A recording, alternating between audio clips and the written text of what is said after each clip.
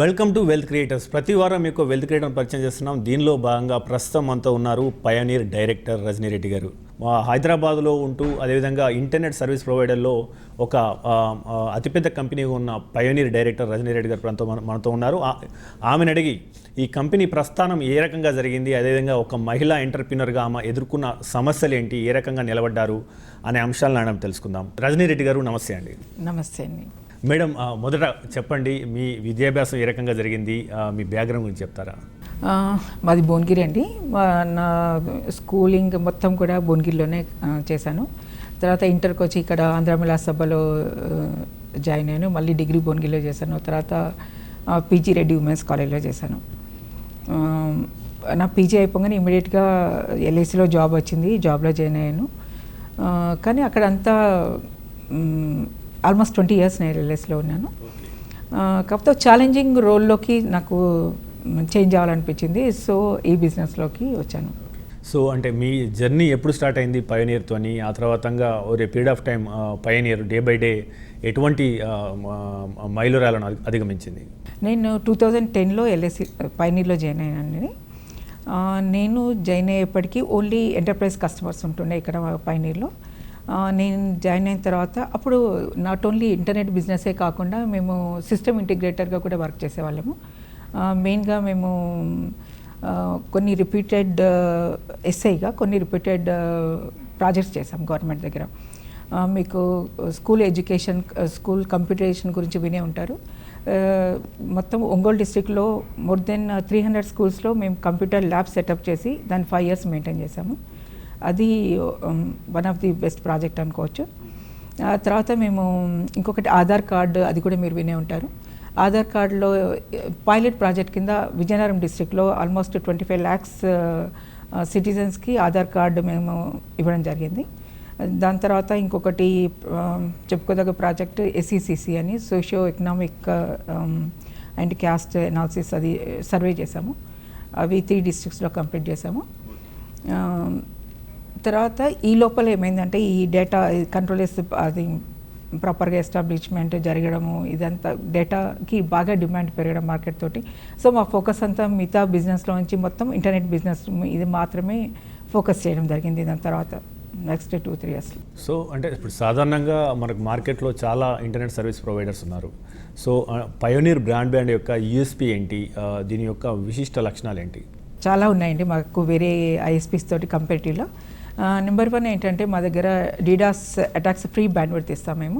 ఈ ఫీచర్ అనేది వేరే ఏ ఐఎస్పీ కూడా ఉండదు. ఈవెన్ టెల్కోస్ కూడా వాళ్ళు ఏంటి దానికి ఎక్స్ట్రా ఛార్జ్ చేస్తారు. మేమేమి ఎక్స్ట్రా ఛార్జ్ ఏం చేయము. బట్ ఆటోమేటిక్గా మేము మా దగ్గర ఉన్నదంతా కూడా DDoS attacks free bandwidth number 1. Number 2 ఏంటంటే హైలీ స్కిల్డ్ పీపుల్ ఉంటారు మా దగ్గర. CCIE సర్టిఫైడ్ పీపుల్ మా నాక్ని మెయింటైన్ చేస్తారు. తర్వాత ప్రతి ఒక్క టెక్నీషియన్ కూడా మా దగ్గర CCNA కంప్లీట్ చేసిన ఇంజనీర్సే ఉంటారు మా టోటల్ నాక్లో. అది కాకుండా ఇంకొకటి ఏంటంటే హైలీ కనెక్టెడ్ డేటా సెంటర్ మాది, డేటా సెంటర్ కదా ISP మాది. ఆల్మోస్ట్ ఆల్ టెల్కోస్ ఉన్నారు, like TCL, Airtel, BSNL, Reliance, Sify, Power Grid, RailTel, almost అందరు టెల్కోస్ కూడా మా connected site. So highly connectivity site మాది. తర్వాత ఇంకొకటి ఏంటంటే మా దగ్గర ఉన్న కెపాసిటీస్ కానివ్వండి, మేము ఓన్లీ 70% కెపాసిటీస్ మాత్రమే వాడతాము. అంతకంటే ఎక్కువ యూటిలైజేషన్ ఉండదు. నాట్ ఓన్లీ బ్యాండ్విడ్త్ 70%, అది కాకుండా మేము ఈవెన్ హార్డ్వేర్లో కూడా 70% ఆఫ్ కెపాసిటీస్ మాత్రమే యూటిలైజ్ చేస్తాము. సో ఎందుకంటే బియాండ్ దట్ వెళ్తే కొంచెము కంజెషన్ పెరిగే ఛాన్సెస్ ఉంటాయి కాబట్టి క్వాలిటీ రావడం కోసమని ఈ ప్రికాషన్స్ తీసుకుంటాం మేము. అలాగే మాది ఇండియాస్ మీకు లార్జెస్ట్ టైర్ 4 డేటా సెంటర్లో నాకు ఉంటుంది కాబట్టి మీకు తెలుసు పవర్ ఫెయిల్యూర్ అనే అసలు సమస్య మా దగ్గర ఉండదు. అలా కాకుండా మేము ప్రతి ఒక్క 100% రిడెండెన్సీ ఉంటుంది మా దగ్గర ఇన్ టర్మ్స్ ఆఫ్ బ్యాండ్విడ్త్ కానివ్వండి, అలాగే హార్డ్వేర్ కానివ్వండి. అంటే మా అన్ని టెల్కోస్ కూడా మా దగ్గర బస్టబుల్ బ్యాండ్విడ్త్ ఉంటుంది. అంటే వాళ్ళ capacities more than double the capacities మా దగ్గర ప్రొవిజన్ చేసి రెడీగా ఉంటుంది అనమాట. ఈవెన్ ఇప్పుడు TCL కంప్లీట్గా డౌన్ అయింది అనుకోండి, ఆటోమేటిక్గా అది మీకు మెకనైజ్డ్ అనమాట. ఆటోమేటిక్గా మీకు వేరే టెల్కోకి షిఫ్ట్ అయిపోతుంది. అలాగే వేరే టెల్కో కంప్లీట్ డౌన్ అయినా కూడా అదర్ టెల్కోస్కి షిఫ్ట్ అయిపోతుంది. Even at a time 2 telcos complete down అయినా కూడా మిగతా టెల్కోస్ దాన్ని జరుగుతుంది. ఇట్లాంటి 100% డిపెండెన్సీ అనేది వేరే ఏ ఐఎస్పీస్ దగ్గర కూడా నాకు తెలిసి లేదు. మాది నాకు కూడా ఆల్మోస్ట్ జీరో డౌన్ టైం, అది ఆల్మోస్ట్ లాస్ట్ 15 years నుంచి, నాట్ ఓన్లీ 1 or 2 years నుంచి. అది కాకుండా ఇంకోటి ఏంటంటే మోర్ దెన్ 10,000 kilometers ఫైబర్ ఉంది మాకు హైదరాబాద్లో. హైదరాబాద్ మొత్తం జిహెచ్ఎంసీ లిమిట్స్కే కాకుండా టోటల్ సబర్బ్స్ కూడా మేము కవర్ చేసాము. సో ఇది కూడా మాకు యూనిక్ ఫీచర్ అనుకోవచ్చు. అంటే ఇంత రీచబిలిటీ ఎవరికి లేదు బేసికలీ. అంటే ఆల్మోస్ట్ ఒక 5,000 kilometers ఫైబర్ లైన్ మీరు వేశారు. అదేవిధంగా మీ అప్ టైమ్ ఆల్మోస్ట్ 99.995 అని చెప్పొచ్చు నాక్ లెవెల్లో. ఇప్పుడు సాధారణంగా మేడం మీరు అంటే ఫ్రమ్ ది 1999 చూస్తున్నారు. అప్పుడు ఒక 56 kbps ఇంటర్నెట్ అంటే మనకు ఎస్టీపీఐ స్టార్ట్ అయిన కొత్తలో, మైత్రివనంలో ఐటీ కంపెనీలు వచ్చిన కొత్తలో మెయిల్ చెక్ చేసుకోవడానికి ఇంటర్నెట్ వాడేది. అప్పుడు 56 kbps అనేది స్పీడు అంటే నమ్మశక్యంగా ఉంది. ప్రస్తుతం మనం గిగా స్పీడ్ గురించి మాట్లాడుతున్నాం. గిగా స్పీడ్ హౌస్ హోల్డ్స్కు వచ్చేసింది. సో అంటే ఈ ట్రాన్సిషన్ మీరు ఏ రకంగా చూస్తారు? అదేవిధంగా వచ్చే 5 yearsలో ఇంటర్నెట్ స్పీడ్ విషయంలో కావచ్చు, ఈ పెనట్రేషన్ విషయంలో కావచ్చు, ఎటువంటి మార్పులు వచ్చే అవకాశం ఉంది?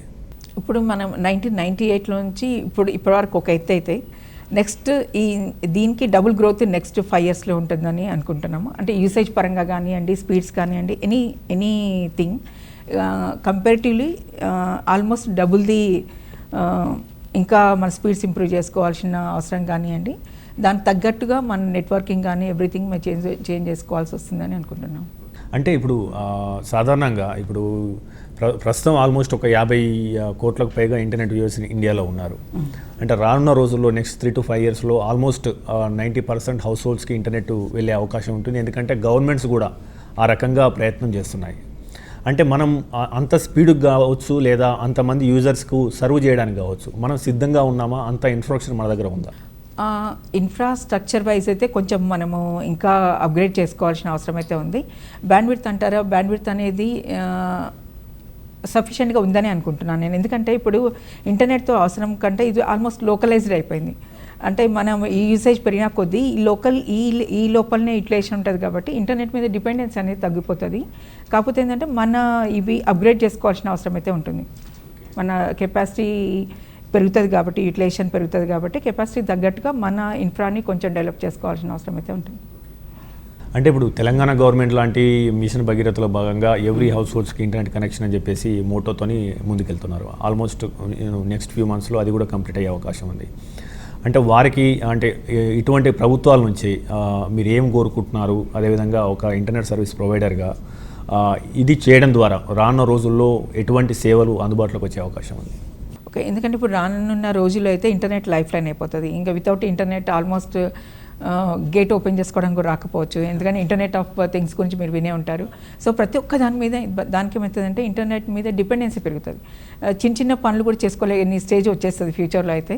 సో దానికి తగ్గట్టుగా మనం నెట్వర్క్ అది మన బ్యాండ్విడ్త్ సప్లైలో ఎలాంటి ప్రాబ్లం లేకుండా ఉండాలి అంటే ఇప్పుడు మనకి ఇక్కడ అది హైటెక్ సిటీలో ఏంటి TSIIC ఏరియాలో అంత ట్రెంచ్ వేసేసి అండర్ గ్రౌండ్ ఫైబర్ లే చేసుకోవడానికి గవర్నమెంటే మాకు అకామిడేట్ చేస్తుంది. సో అలాగే మొత్తం త్రూఅవుట్ ది స్టేట్ కానివ్వండి, త్రూఅవుట్ హైదరాబాద్లో కానివ్వండి, అలా అండర్ గ్రౌండ్ ట్రెంచ్ అనేది గవర్నమెంట్ వాళ్ళు టేక్ ఓవర్ చేసేసి వాళ్ళు పైప్స్ అట్లాంటివి మాకు ఇచ్చారనుకోండి. సో ఇట్ హెల్ప్ఫుల్గా ఉంటుంది మా ISPs-కనే కాదు అందరికి, జనాల పబ్లిక్ కూడా. సో పయోనీర్ ఆన్లైన్ అంటే మీరు చెప్పారు ఇప్పటిదాకా 5,000 kilometers ఆల్మోస్ట్ మేము అంటే మా బ్రాడ్బ్యాండ్ కనెక్షన్ ఉంది. అదేవిధంగా ఆల్మోస్ట్ 6 lakh హౌస్ హోల్డ్స్కి ఇండైరెక్ట్గా మేము సేవలు అందిస్తున్నాం. 20,000 ఎంటర్ప్రైజెస్కు ఆల్మోస్ట్ సేవలు అందిస్తున్నామని చెప్పారు. అంటే దీనికోసం ఇంతవరదాకా ఎంత ఇన్వెస్ట్మెంట్ జరిగింది? నెక్స్ట్ 3 to 5 yearsలో మీ రీచ్ ఎంత పెరుగుతుందని భావిస్తున్నారు? అంటే ఇప్పుడు మా ఇన్వెస్ట్మెంట్ అనేది మీకు తెలుసు, మేము 1980 నుంచి ఉన్నాము ఈ ఫీల్డ్లో. సో గ్రాడ్యువల్గా మా ఇన్వెస్ట్మెంట్ చేస్తూ ఉన్నామండి. కానీ లాస్ట్ ఇయర్లో కానివ్వండి, ఈ 2-3 yearsలో మాత్రము చాలా ఎక్కువ ఇన్వెస్ట్ చేయాల్సి వస్తుంది మాకు. ఎందుకంటే కస్టమర్ డిమాండ్స్ ఎక్కువైపోతున్నాయి. సో దాని తగ్గట్టుగా ఏమవుతుందంటే మా ఇది రిలయబిలిటీ పెంచుకోవాల్సి వస్తుంది. రిలయబిలిటీ పెంచుకోవాల్సి వచ్చేసరికి ఎక్కువ అండర్ గ్రౌండ్లో ఫైబర్ లే చేసుకోవాల్సి వస్తుంది. ఇప్పుడు అండర్ గ్రౌండ్లో అయితే పర్ కిలోమీటర్కే మీరు ఆల్మోస్ట్ మినిమం ఒక 15 to 20 lakhs ఇన్వెస్ట్ చేయాల్సి వస్తుంది. సో ఈ ఇన్వెస్ట్మెంట్ అనేది చాలా హ్యూజ్ రిక్వైర్మెంట్ అయితే ఉంది. గ్రాడ్యువల్గా ఇంప్రూవ్ చేసుకుంటూ వెళ్ళిపోతున్నాము. అంటే ఇన్ టర్మ్స్ ఆఫ్ నెంబర్స్ కావచ్చు, in terms of company target కావచ్చు, నెక్స్ట్ 3 to 5 yearsలో where do want to see yourself as a pioneer online? Almost ఇప్పుడు మేము మార్కెట్ లీడర్స్ అండి ఇక్కడ హైదరాబాద్లో అయితే. హైదరాబాద్లోనే కాదు, ట్విన్ స్టేట్స్లో అనుకోవచ్చు. ఇదే పొజిషన్ మేము మెయింటైన్ చేయాలి అంటే మా ఇన్ఫ్రాని మేము ఇంకా ఫర్దర్గా మేము ఇన్వెస్ట్ చేయాల్సి వస్తుంది. అలాగే మాకున్న రీచబిలిటీ ఉన్న సెగ్మెంట్స్లో ఏవైతే సెగ్మెంట్స్ ఉన్నాయో ఎంటర్ప్రైజ్లో కానివ్వండి, ఆల్మోస్ట్ మేము ఆల్ సెగ్మెంట్స్ కవర్ చేసాము. ఇంకా ఫుట్ ప్రింట్ ఇంకా పెంచుకొని ఇంకా కొంచెం పెనిట్రేట్ అవ్వాలి మార్కెట్లో అని అనుకుంటున్నాను. అంటే మేడం, మీరు పయోనీర్ ఆన్లైన్గా the fastest internet in the city అని ట్యాగ్లైన్తో ముందుకెళ్తున్నారు. సాధారణంగా అంటే మీరు ఎటువంటి ప్లాన్స్ ఇస్తారు, వాటి యొక్క ప్రైసెస్ ఎట్లా ఉంటాయి సాధారణంగా అని చెప్తారు? చాలా అందుబాటులో ఉంటాయండి మా ప్లాన్స్ అన్నీ కూడా. ఇప్పుడు ఎవరి తగ్గట్టుగా వాళ్ళకి అంటే ఇప్పుడు లార్జ్ ఎంటర్ప్రైజ్ సెగ్మెంట్ ఉందనుకోండి, వాళ్ళకి తగ్గట్టుగా వాళ్ళకి ప్లాన్ చేసి ఇస్తాము ఎడిషనల్ సర్వీసెస్తో పాటు. అలాగే హోమ్ యూజర్స్కి ఎలా అయితే కావాలో, ఇప్పుడు ఎంత వాళ్ళ బడ్జెట్ ఉంటుందో దాని తగ్గట్టుగా మా దగ్గర ప్లాన్స్ ఉన్నాయి. ప్రైస్ రేంజ్ ఎట్లా ఉంటుంది? ప్రైస్ రేంజ్ కూడా మీకు మామూలుగా మార్కెట్లో అందర్ ప్లేస్ కంటే మాది కొంచెం తక్కువగానే ఉంటుంది. బట్ అంటే అన్ని టైప్స్ ఆఫ్ కస్టమర్స్ మేము అకామిడేట్ చేస్తాం బేసికల్గా. అంటే లో ప్రైస్ పే చేసే వాళ్ళకి టు దట్ ఎక్స్టెంట్ మేము అలాగే ప్లాన్ చేసి ఇస్తున్నాము. అట్లాగే హై సెగ్మెంట్ మాకు మెయిన్గా ఏంటంటే మేము ఎక్కువ క్వాలిటీ మీద, సర్వీస్ మీద ఎక్కువ మా ఫోకస్ ఉంటుంది. మరీ తక్కువ రేట్లో మేము ఇస్తామని చెప్పడం లేదు నేనైతే. బట్ మేము ఇచ్చే మాకు ఏదైతే ప్రైస్ మేము తీసుకుంటున్నామో దానికి తగ్గట్టుగా మాత్రం మేము డెఫినెట్గా స్పీడ్స్ కానీ ఎనీథింగ్ మేము ఇస్తున్నాము. అంటే రానున్న రోజుల్లో ఇంకెక్కువ మంది హౌస్ హోల్డ్స్ని చేరడానికి, డైరెక్ట్ హౌస్ హోల్డ్స్లో మార్కెటింగ్ చేసుకోవడానికి అంటే మీరు ఎటువంటి ప్లాన్స్ రచించారు? ఇప్పుడు మేము మా రీచ్ ఎక్కువ కమ్యూనిటీస్లో ఉందండి. బ్రాడ్బ్యాండ్కి వచ్చేసరికి మా కమ్యూనిటీస్లో ఉంది. ఆల్మోస్ట్ అందరు బిల్డర్స్ తోటి మాకు టైప్స్ ఉన్నాయి. మా సర్వీస్ చూసి బేసికల్గా ఒక కమ్యూనిటీ మేము ఒక్కొక్క బిల్డర్ ఒక కమ్యూనిటీ, ఇప్పుడు అపర్ణ వాళ్ళది ఉందండి, ఒక కమ్యూనిటీ మేము చేసాం. ఫస్ట్ ఒకటే కమ్యూనిటీ చేసాము. చేసిన తర్వాత వాళ్ళు ఆటోమేటిక్గా మా సర్వీస్ కానివ్వండి, మా క్వాలిటీ కానివ్వండి, మా రీచ్ కానివ్వండి, ఎనీథింగ్ అది చూసి ఏమవుతుందంటే తర్వాత వచ్చే ప్రాజెక్ట్స్ అన్నీ వాళ్ళు పిలిచిస్తున్నారు మాకు. సో ఇదేంటంటే మేము సర్వీస్ క్వాలిటీ ఏదైతే మనం ఈ మనం మెయింటైన్ చేస్తామో ఆటోమేటిక్గా ఎవరు వచ్చినా కాంపిటేటర్ మార్కెట్లో ఎవరు వచ్చినా కూడా మా షేర్ మాకు ఉంటుంది అని స్ట్రాంగ్గా బిలీవ్ చేస్తున్నాము. అదే మాకు ఎక్స్పీరియన్స్ కూడా అవుతుంది బేసికల్గా ఇప్పుడు కూడా ప్రజెంట్ కూడా. ఎందుకంటే మాది మీరు చూసే ఉంటారు, పైన ఎక్కడ మేము పెద్దగా అడ్వర్టైజ్ చేయము. బట్ మౌత్ టు మౌత్ పబ్లిసిటీనే మాది ఎక్కువ ఉంటుంది. దాని మీదనే మేము ఎక్కువ డిపెండ్ అయి ఉంటాము. ఎక్కడ కూడా ఇప్పుడు మాకు హైటెక్ సిటీలో చూసుకోండి, మేము ఎఫర్ట్ పెట్టి మేము చేసినవి ఒక 10-20 కావచ్చు కనెక్షన్స్. కానీ ఇప్పుడు ఆల్మోస్ట్ ఓన్లీ హైటెక్ సిటీలో మాకు మోర్ దెన్ 400 కస్టమర్స్ ఉన్నారు. బికాస్ ఆఫ్ అవర్ క్వాలిటీ కానివ్వండి, సర్వీస్ లెవెల్స్ కానివ్వండి, 24/7 అవైలబిలిటీ కానివ్వండి, ఏదైనా కానివ్వండి. బట్ ఎక్కువ మౌత్ టు మౌత్ పబ్లిసిటీతో మాకు బిజినెస్ అంతా అవుతుంది. ఈవెన్ బ్రాడ్బ్యాండ్లో కానివ్వండి, ప్లస్ ఎంటర్ప్రైజ్లో కానివ్వండి. రజనీరెడ్డి గారు, మనం సాధారణంగా ఇప్పుడు రిలయన్స్ లాంటి కంపెనీలు టెలికాంలోకి ఎంటర్ అయ్యి ఒక డిస్రప్షన్ తీసుకొచ్చాయి. తక్కువ రేట్లో బ్రాడ్బ్యాండ్ ఇవ్వడం, వాయిస్ పూర్తిగా ఉచితమని చెప్పడం, దీంతో ఆల్మోస్ట్ 20+ crores సబ్స్క్రైబర్స్ వాళ్ళు రికార్డ్ టైంలో తీసుకొచ్చారు. దీంతో టెలికాం రంగంలోనే విలీనాలు జరిగాయి, కొన్ని కంపెనీలు బ్యాంక్రప్ట్స్కి వెళ్ళాయి. సో ఇటువంటి అంటే ఇప్పుడు ఎందుకంటే రిలయన్స్ జియో కూడా ఫైబర్తో మార్కెట్లోకి రాబోతుంది. రిలయన్స్ జియో మరి ఇంకా ఈ బ్రాడ్బ్యాండ్ కనెక్టివిటీలో కూడా ఎటువంటి డిస్రప్షన్ తీసుకొచ్చే అవకాశం ఉందా? దీని నుంచి ఎగ్జిస్టింగ్ మీలాంటి కంపెనీలు కావచ్చు, మిగతా కంపెనీలు కావచ్చు, ఎట్లా ఉంటుంది? పోటీ వాతావరణం ఎలా ఉంటుంది? ఎక్కువగా ఇంపాక్ట్ ఉండదని అనుకుంటున్నానండి నేను. ఎందుకంటే మొబిలిటీలో వాళ్ళకి ఏంటంటే ఈజీ కస్టమర్ రీచబిలిటీ అనేది ఈజీగా ఉంటుంది. కానీ మీకు ఫైబర్లో వచ్చేసరికి ఉన్న ఛాలెంజెస్ మాకు ఎలా అయితే మేము ఛాలెంజెస్ ఉన్నాయో సేమ్ ఛాలెంజెస్ వాళ్ళకు కూడా ఉంటాయి. కాకపోతే వాళ్ళు ఏంటంటే రీసెంట్గా వాళ్ళు ఎంట్రీ అవుతున్నారు కాబట్టి లేటెస్ట్ టెక్నాలజీ తోటి వాళ్ళు వస్తున్నారు ఫీల్డ్లోకి. అది తప్ప అంటే ఏదైనా ఇప్పుడు మాకున్న రీచబిలిటీ కానివ్వండి, మాకున్న అదే అని కానివ్వండి, ఎక్కువ మటుకు మా కస్టమర్స్ ఎలా ఉన్నారంటే ఇప్పుడు మేము 15 years నుంచి మాతోటే ఉన్న కస్టమర్స్ మాకు చాలామంది ఉన్నారు నిజంగా చెప్పాలంటే. సో ఆ కస్టమర్ లెవెల్ అట్లాంటి కస్టమర్స్ అయితే మూవ్ అవుతారని మేము అనుకోవట్లేదు. వాళ్ళకి ఏవైతే ఇప్పుడు మార్కెట్లో వాళ్ళైతే ఏవైతే మీకు ప్లాన్స్ అవన్నీ ఇస్తున్నారో అవన్నీ ఇవ్వడానికి మేము రెడీగా అసలు ఆల్రెడీ ఇస్తున్నాము. నిజంగా చెప్పాలంటే ఆల్రెడీ వాళ్ళు ఏవైతే ప్లాన్స్ వద్దామని ప్లాన్ చేస్తున్నారో అవన్నీ మేము ఆల్రెడీ ఇస్తున్నాం.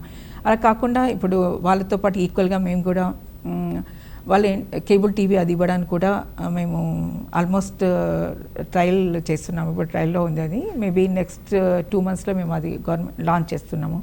మా బ్యాండ్విడ్త్ ఎవరైతే యూజ్ చేస్తారో వాళ్ళకి కేబుల్ టీవీ కూడా ఉచితంగా కానివ్వండి, లేకపోతే దీంతో బండిల్ చేసి ఇవ్వడం కానీ అదొకటి ప్లాన్ చేస్తున్నాము.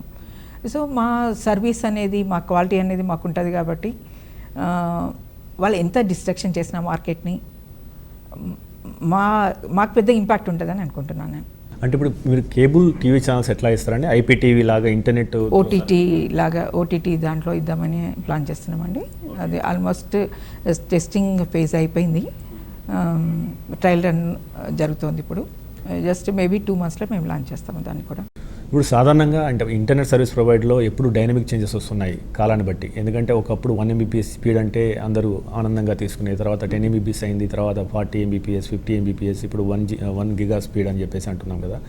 What is the highest speed pioneer online ఇస్తుంది? అదేవిధంగా ఈ స్పీడ్ను క్రమక్రమంగా పెంచుకోవడానికి ఎటువంటి ప్లాన్స్ రూపకల్పన చేశారు? మేమైతే హైయెస్ట్ అంటే మాకు 10 gigs కస్టమర్స్ కూడా ఉన్నారు మా దగ్గర. ఈ బ్రాడ్బ్యాండ్లో అయితే మీకు 2 Mbps నుంచి మా దగ్గర ప్లాన్స్ ఉన్నాయి, అప్ టు 1 gig ప్లాన్స్ ఉన్నాయి బ్రాడ్బ్యాండ్ సెగ్మెంట్లో. మా దగ్గర ఇంకా యూనిక్ ఫీచర్ ఏంటంటే, ఎవరు ఇవ్వలేదు మేము ఇస్తున్నది ఏంటంటే అన్లిమిటెడ్ ప్లాన్స్. వేరే వాళ్ళ దాంట్లో అన్లిమిటెడ్ అంటే అన్లిమిటెడ్ రియల్గా ఉండదు, అన్లిమిటెడ్ అది అడ్వర్టైజ్ చేస్తారు, బట్ రియల్గా వచ్చేసరికి డేటా రెస్ట్రిక్షన్ ఉంటుంది. మా దగ్గర అన్లిమిటెడ్ అంటే unlimited plans with data restriction plans కూడా ఉన్నాయి, బట్ మా ఫోకస్ అంతా ఎక్కువ అన్లిమిటెడ్ ప్లాన్స్లో ఉంటుంది. మేడం, అంటే ఇప్పుడు మనకి ఇంటర్నెట్ ఇన్ఫ్రాస్ట్రక్చర్ విషయానికి వస్తే రైట్ నో ఆల్మోస్ట్ ఒక 56 కోట్ల మంది ఇంటర్నెట్ యూజర్స్ ఉన్నారు భారత్లో. అయితే ఇంటర్నెట్ గేట్వే విషయంలో కావచ్చు, ఇంటర్నెట్ స్పీడ్ భవిష్యత్తులో పెంచడం కోసం కావచ్చు, are we ready for that kind of infra? రానున్న రోజుల్లో ఎటువంటి చేంజెస్ వస్తాయి? ఎందుకంటే మీరు ఇంటర్నెట్ సర్వీస్ ప్రొవైడర్లో ఉన్నారు కాబట్టి ఒక నిపుణులుగా చెప్పండి, ఎటువంటి చేంజెస్ వస్తాయి? భారత్ కూడా ఎటువంటి ఇన్ఫ్రాస్ట్రక్చర్ ప్రొవైడ్ చేస్తే బాగుంటుంది? Are we self sufficient? Almost self sufficient అని చెప్పొచ్చండి. ఎందుకంటే ఇప్పుడు ఇంటర్నెట్ యూసేజ్ అనేది డేటా కన్జంప్షన్తో బాగా తగ్గిపోయింది. ఇప్పుడు ఆల్మోస్ట్ అందరూ కూడా కంటెంట్ ప్రొవైడర్స్ అయితే ఉన్నారో వాళ్ళందరూ కూడా మా దగ్గర వాళ్ళ సర్వర్ని హోస్ట్ చేసుకొని ఉన్నారు. సో ఇప్పుడు మనకి ఏంటంటే ఎండ్ కస్టమర్స్కి మనం కనెక్ట్ చేసే పైప్ సైజ్ పెరగాలి, అలాగే మేము టెలికాస్ట్ నుంచి మా పైప్ సైజ్ పెంచుకోవాలి, అంతే తప్ప అంతకంటే ఎక్కువ వేరే ఫర్దర్గా ఇన్వెస్ట్మెంట్ మనకి అక్కర్లేదు. ఎందుకంటే మన దగ్గరే డేటా జనరేట్ అవుతుంది. బేసికలీ ఏమవుతుందంటే హోస్టింగ్ సర్వర్స్ అవన్నీ మన దగ్గరనే ఉన్నాయి. సో ఇంటర్నెట్ యూసేజ్ కంటే కూడా ఈ లోకల్గా మన ఉన్న ఈ డేటా అంటే మన దగ్గర ప్రొడ్యూస్ అయ్యేది అనుకోవచ్చు. ఆల్మోస్ట్ ఆ డేటా యూటిలైజేషన్ ఎక్కువ ఉంటుంది ఫ్యూచర్లో. సో ఏంటంటే మనకు ఎక్కువ మటుకు ఏంటంటే ఎండ్ కస్టమర్ మనకు కనెక్ట్ చేసే పైప్ సైజెస్ మాత్రం పెంచుకోవాలనేది. అంటే మేడం, రానున్న రోజుల్లో ఇప్పుడు సెక్యూరిటీకి చాలా ప్రాముఖ్యత పెరిగింది, డాటా అనేది సేఫ్గా ఉండాలనే నినాదాలు వస్తున్నాయి. ఈ క్రమంలో భారత గవర్నమెంట్ కూడా ఏ కంపెనీ అయినా, ఎంఎన్సీ కంపెనీ అయినా కానీ ఏ దేశం యొక్క డాటా ఆ దేశంలోనే భద్రపరచాలి అని చెప్పేసి మనకు షార్ట్లీ ఒక పాలసీ తీసుకొస్తున్నారు. ఈ పాలసీ ఇంటర్నెట్ సర్వీస్ ప్రొవైడర్ల మీద ఎటువంటి ప్రభావం చూపే అవకాశం ఉంది? దీని గురించి కొద్దిగా వివరిస్తారా? ఇంటర్నెట్ సర్వీస్ ప్రొవైడర్స్ కంటే డేటా సెంటర్స్ బిజినెస్ బాగా పెరుగుతుంది. బేసికల్లీ డేటా సెంటర్లో బిజినెస్ పెరగాలంటే ఇంటర్నెట్ ఆటోమేటిక్గా ఇంటర్నెట్ కావాలి వాళ్ళకి. సో ఇండైరెక్ట్గా మా బిజినెస్ కూడా పెరుగుతుంది. తర్వాత డేటా సెక్యూరిటీ విషయానికి వచ్చేసరికి ఏంటంటే, ఇప్పుడు మనము ప్రతి ఒక్క లాగ్ ఫైల్స్ ఏవైతే ఉంటాయో, ఎండ్ కస్టమర్ ఏ సైట్కి వెళ్ళాడు, ఎంతసేపు ఆ సైట్లో ఉన్నాడు, తర్వాత ఇంకో సైట్కి ఎప్పుడు వెళ్ళాడు, అవన్నీ కూడా మేము రికార్డ్ చేసి పెడతాం. ఇంతమంది కంటే ఇప్పుడు ఈ లాగ్ ఫైల్స్ అనేది ఇంతమందికి ఏంటంటే మేము జస్ట్ 1 year లాగ్ ఫైల్స్ మేము మెయింటైన్ చేసేవాళ్ళము. ఇప్పుడు డిఓటీ ఇన్స్ట్రక్షన్స్ ప్రకారం ఏంటంటే మినిమం 3 years మీరు లాగ్ ఫైల్స్ మెయింటైన్ చేయాలని అడుగుతున్నారు. సో ఆ సెక్యూరిటీ యాంగిల్లో అయితే మేము ఆ లాగ్ ఫైల్స్ ఎవ్రీథింగ్ మేము ప్రిజర్వ్ చేసి పెడుతున్నాం. పయోనీర్ ఆన్లైన్ ఏ ప్రముఖ కంపెనీలకు సేవలు అందిస్తుంది? మీ క్లయింట్ వివరాల గురించి చెప్తారా? మేము ఇచ్చే క్వాలిటీ తోటి ఏంటంటే మేము ఎక్కువ ఆర్పు మీద హై ఆర్పు కస్టమర్స్ కూడా మాకు చాలా ఎక్కువ ఉన్నారు. అంటే ఎంటర్ప్రైజ్ కస్టమర్స్ మేము ఎట్లా అంటే మేము బ్యాలెన్స్ చేస్తున్నాం. బేసికల్గా హోమ్ సెగ్మెంట్ని, ఎంటర్ప్రైజ్ కస్టమర్స్ని, హోల్సేల్ సెగ్మెంట్ని, రీటైల్ సెగ్మెంట్, వీటన్నిటి కూడా మేము బ్యాలెన్స్ చేస్తూ ఉంటాం. సో మా దగ్గర అంటే అన్ని టైప్స్ ఆఫ్ కస్టమర్స్ ఉన్నారు. ఎంటర్ప్రైజ్ కస్టమర్స్ ఇప్పుడు లైక్ మీకు ఇప్పుడు కంట్రోల్స్ డేటా సెంటర్ కానివ్వండి, అట్లాంటి ఒక ఫార్చ్యూన్ 500 ఉన్న కంపెనీస్లో ఆల్మోస్ట్ 50 కంపెనీస్కి మేము సర్వ్ చేస్తాం ఇండైరెక్ట్లీ. డైరెక్ట్లీ మాకు ఇప్పుడు ఎడ్యుకేషనల్ ఇన్స్టిట్యూషన్స్ అన్నీ అనమాట. మీకు హాస్పిటాలిటీ ఇండస్ట్రీ కానివ్వండి, ఎడ్యుకేషనల్ ఇన్స్టిట్యూట్లో మీకు KL university, CBIT, Narayana college ఇట్లాంటి almost 170 colleges in the sense educational ఇన్స్టిట్యూషన్స్ని కనెక్ట్ చేశాము. అలాగే hospitality industries, Novotel hotel, Trident hotel, Park Hyatt ఇలాంటి అన్ని ప్రామినెంట్ హోటల్స్లో మాది ఉంది. అలాగే మీకు హెల్త్ కేర్ కానివ్వండి, health care, Hetero health drugs ఇలాంటి వాటిల్లో అన్నిట్లలో కూడా మా ప్రెసెన్స్ ఉంది. అలాగే అన్ని వర్టికల్స్లో, ఫిలిం ఇండస్ట్రీలో కానివ్వండి, మీడియా దాంట్లో కానివ్వండి, అలాగే గవర్నమెంట్లో కానివ్వండి. గవర్నమెంట్లో కూడా ఇప్పుడు మేము ఈ టీ హబ్, IIIT, తర్వాత మీకు ట్రాన్స్కో, జెన్కో అన్ని చాలా మటుకు గవర్నమెంట్ డిపార్ట్మెంట్స్ కూడా మేము బ్యాన్విడ్త్ ఇస్తున్నాము. అలాగే అన్ని వర్టికల్స్లో మా ఫుట్ ప్రింట్ ఇంకా పెంచుకొని ఇంకా కొంచెం రెవెన్యూ ఎక్కువ జనరేట్ చేయడానికి ట్రై చేస్తున్నాం. సో పయోనీర్ ఆన్లైన్ రెవెన్యూ గురించి చెప్తారా? రెవెన్యూ గత కొంతకాలంగా ఏ రకంగా పెరిగింది, ప్రస్తుతం రెవెన్యూ ఎంత ఉంది కంపెనీకి? ఓకే అండి, లాస్ట్ 4-5 ఇయర్స్ బ్యాక్ ఆల్మోస్ట్ మాకు గ్రోత్ పర్సంటేజ్ 50, 60, 100% కూడా ఉంది. కానీ లాస్ట్ 2 ఇయర్స్ నుంచి కొంచెం గ్రోత్ రెవెన్యూ వైజ్ చూస్తే గ్రోత్ పర్సంటేజ్ కొంచెం తగ్గుతుంది. లాస్ట్ ఇయర్ 20% ఉంది, ఈ ఇయర్కి మేబీ 18% అట్లా ఉంటుండొచ్చు. ఇంకా జస్ట్ 1 మంతే ఉంది కాబట్టి కొంచెం తగ్గుతుంది మాకు. బట్ నెంబర్ వైజ్ ఇవంతా కూడా ఇంకా కస్టమర్ని యాడ్ చేస్తూ ఉన్నాము. But ARPU wise because of the competition కానివ్వండి, వేరియస్ రీజన్స్ ఉన్నాయి దానికి. కొంచెం రెవెన్యూ దగ్గర అయితే గ్రోత్ ఎక్స్పెక్ట్ చేసిన గ్రోత్ ఉండట్లేదు, కొంచెం తక్కువ ఉంటుంది. ఓకే, ఎంత నెంబర్ ఎంత అండి? How many crores you are? Last year మేము 80 crores బిజినెస్ చేసామండి. ఈ ఇయర్స్ అసలు యాక్చువల్లీ మేము 100 crores అనుకున్నాము, బట్ అంత కావట్లేదు. మేబీ 85 crores వరకు వస్తుండొచ్చు అంత. ఓకే, అంటే నెక్స్ట్ 5 yearsలో ఇన్ టర్మ్స్ ఆఫ్ రెవెన్యూ ఎంత ఎక్స్పెక్ట్ చేస్తున్నారు? What is your target? At least minimum 100 crores అయితే రెవెన్యూ పెంచుకోవాలని చెప్పి చూస్తున్నామండి. పయోనీర్ ఆన్లైన్లో ఎంతమంది ఉద్యోగులు పనిచేస్తున్నారు? ఈ రిక్రూట్మెంట్ ప్లాన్ గురించి చెప్తారా? ఆల్మోస్ట్ 500 people వర్క్ చేస్తున్నారండి మా దగ్గర. ఇప్పుడు నెక్స్ట్ మేము ఏంటంటే ఇంకొంచెం అగ్రెసివ్గా మార్కెట్లోకి వెళ్దాం అనుకుంటున్నాం కాబట్టి maybe we may recruit 200 to 300 people అండి. రజనీ మేడం గారు, ప్రస్తుతం మీరు అంటే మీ యొక్క స్ట్రాంగ్ ప్రెజెన్స్ మనకు తెలుగు స్టేట్స్లో కనబడుతుంది.